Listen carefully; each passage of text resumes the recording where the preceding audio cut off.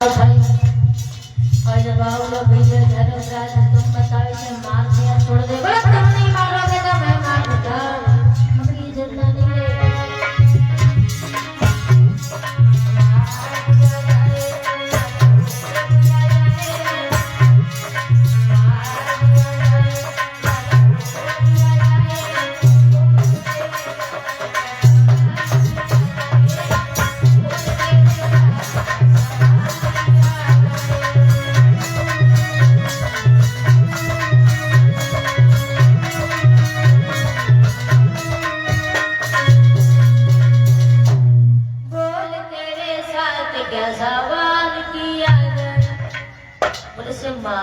छोड़ दे बोले इसे जीने का तो कोई हक नहीं, इसे जीवित रहने का कोई हक नहीं।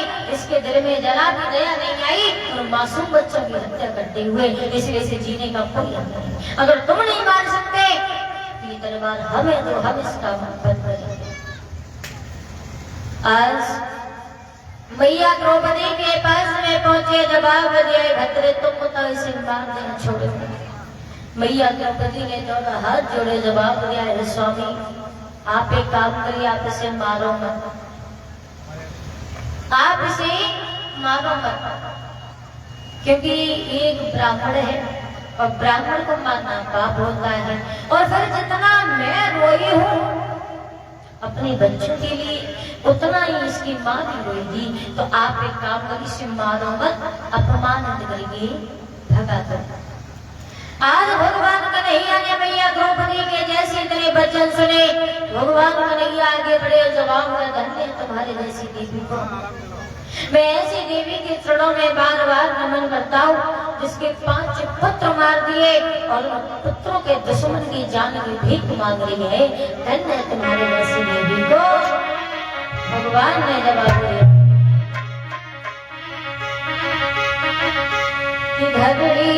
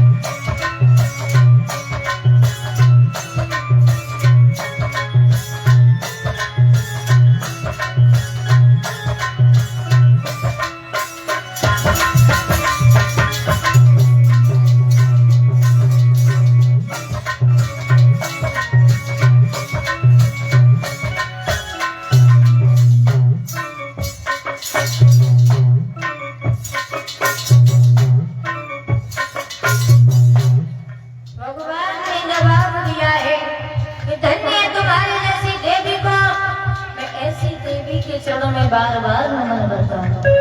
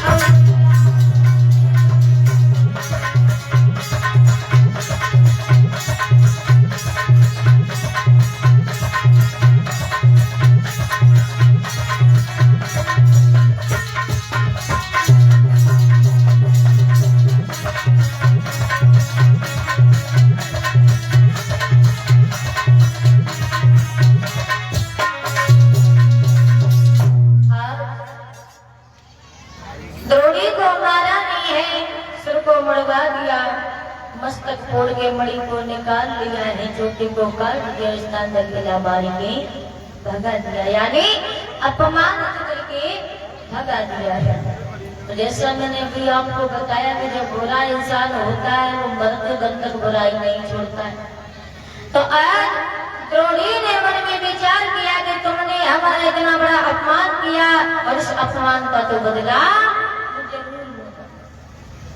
तो अभिमन्यु की जो पत्नी थी उत्तरा जो गर्भ धारण थी, तो द्रोणी ने ब्रह्मास्त्र को छोड़ दिया जिससे मैया उत्तरा का गर्भ जो था वो जलने, और जब गर्भ जलने लगा है, कौन सी लीड आवाज कर रही, लीड को टच मत करो ना, ये आ रही आवाज।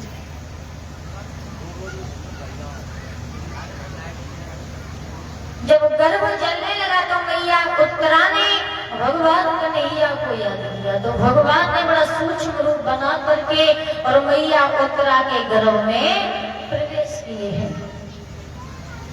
और गर्भ में प्रवेश करने के बाद वहां भगवान कन्हैया ने ब्रह्मास्त्र को परास्त किया और इस तरीका से मैया उत्तरा के गर्भ की रक्षा की।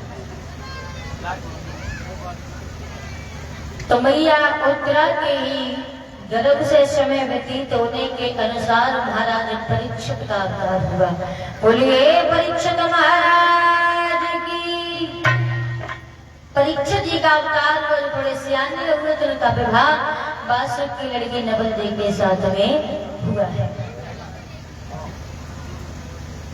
तो इधर एक दिन भगवान कन्हैया जो थे ये धर्मराज के पास में पहुंचे, और धर्मराज ने भगवान को उदास देखा, जवाब दिया है भगवान क्या बात है आपकी चेहरा पर उदासी क्यों? आपका ये चेहरा उदास हमें अच्छा नहीं लगता, इसलिए आप हमें बताएं क्या कारण है, आपका चेहरा क्यों उदास है? अगर हमारी लायक कोई सेवा है तो हम करें।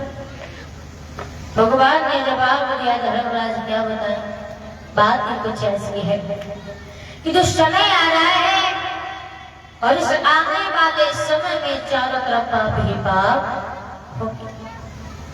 बोले मतलब महाराज आप साफ साफ बताओ आप कहना क्या चाहते हो? तो भगवान ने समझा करके जवाब दिया,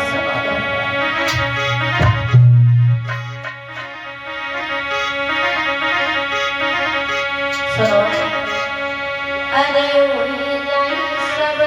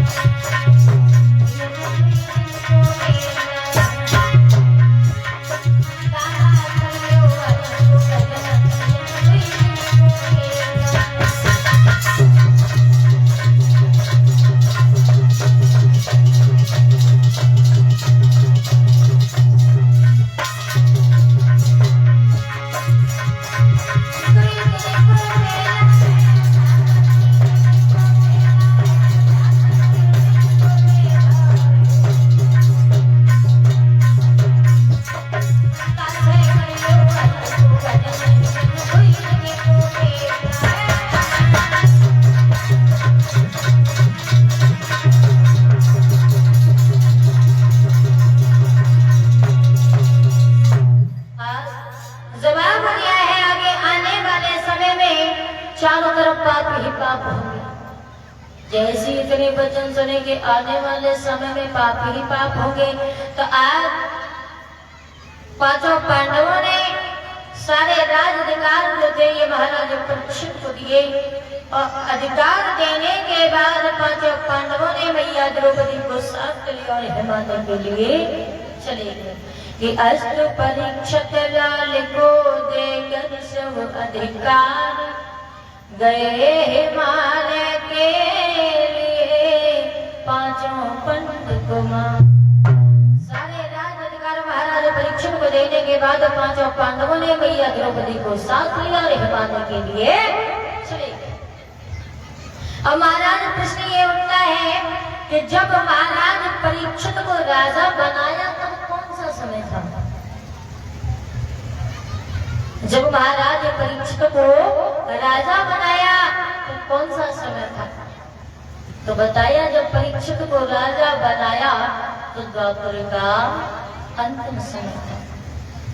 ये द्वापर का अंतिम समय था, यानी ये कलयुग जो था धीरे धीरे बढ़ रहा था, एक बच्चे के रूप में पढ़ रहा था, यानी पाप होने ही लगे थे। तो एक दिन महाराज परीक्षित जो थे अश्व पर सवार हुए और शिकार खेलने के लिए आगे बढ़े। अश्व पर सवार और शिकार खेलने के लिए आगे बढ़े। आरे सैया तो नवल देखो,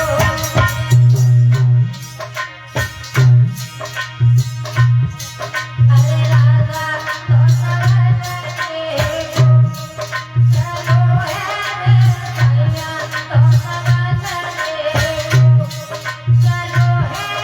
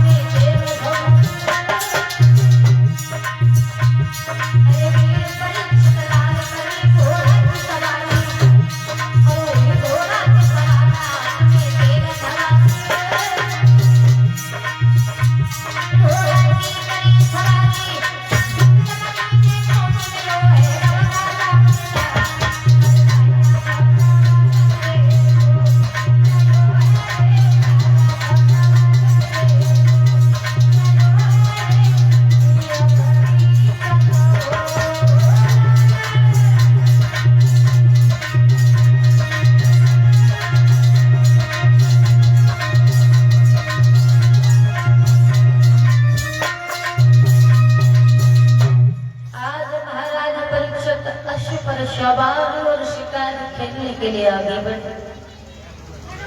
शिकार खेलने के लिए जब आगे बढ़े तो सामने से क्या देखा कि गाय भागी आ रही है, कहीं रोती है, कहीं रवाती है, कहीं चलती है, कहीं थमती है, कहीं अटकती है, कहीं रुकती है। एक गाय भागी आ रही है, उसके पीछे एक बैल घबराया हुआ आता है, जो गई कमर कुछ नीचे को कुछ लंगड़ाता आता है।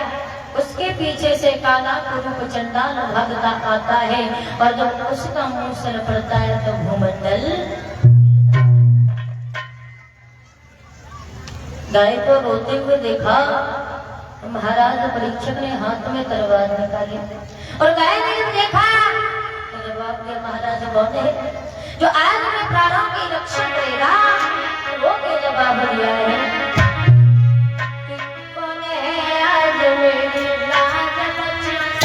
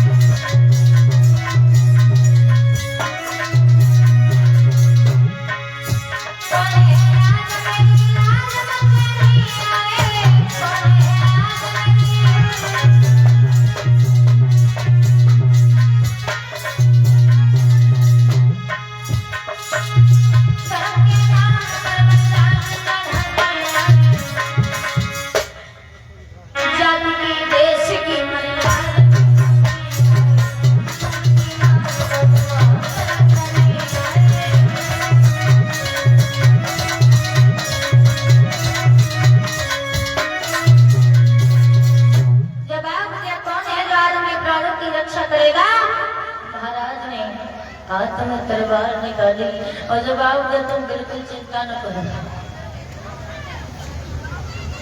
हाथ में तलवार निकाली और जवाब दिया, तुम रोबो ना, बिल्कुल चिंता न करो।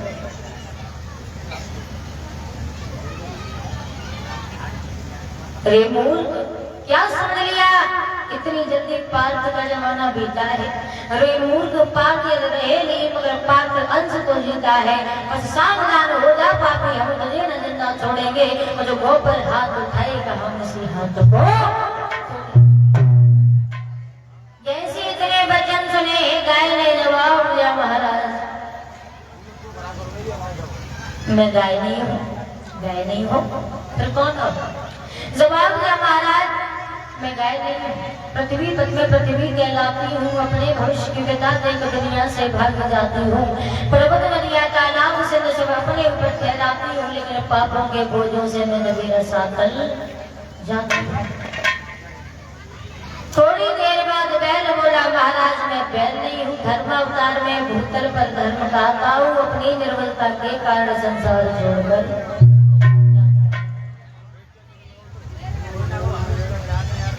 महाराज आज की इस दुनिया में हम लोगों की अब कोई इज्जत नहीं रही।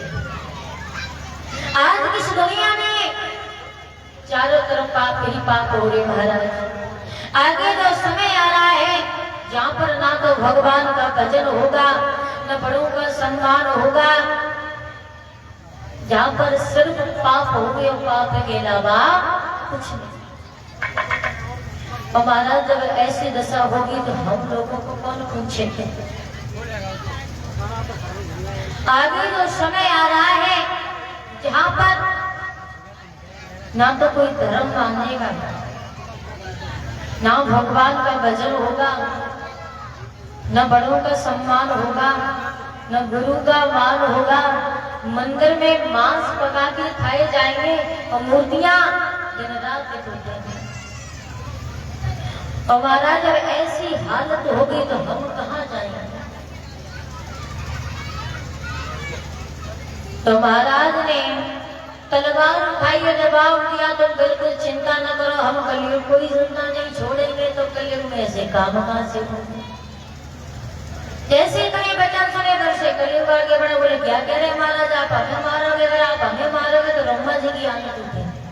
और महाराज ये नहीं इस सब में गुण, मतलब गुण ही गुण बना दिए भगवान ने, सर्वगुण संपन्न कोई नहीं। आप हमें मारोगे तो ब्रह्मा जी की आंखें टूटेगी। और महाराज हर एक वस्तु पर आप गौर करके देखोगे तो एक अवगुण सभी में मिलेगा। अब ये तो है नहीं कि सब में गुण ही गुण भरे हो, एक अवगुण आप में भी होगा, एक अवगुण हम में भी होगा। थोड़ा ध्यान से देखना पड़ता, तब वो अवगुण नजर में आता है। तो आज महाराज परीक्षक ने मन में विचार किया है कि अब तुम्हें कोई रहने की जगह बताई जाए। तो कलयुग ने जवाब दिया, महाराज आप हमें वहां पर भेजो जहां पर हमारे भाई हैं।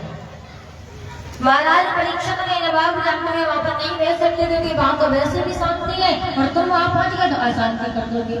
तो कलयुग के रहने की जगह बताई महाराज परीक्षक ने कि जहां पर जुएबाजी हो, झूठी कपौड़ियां चलती हो,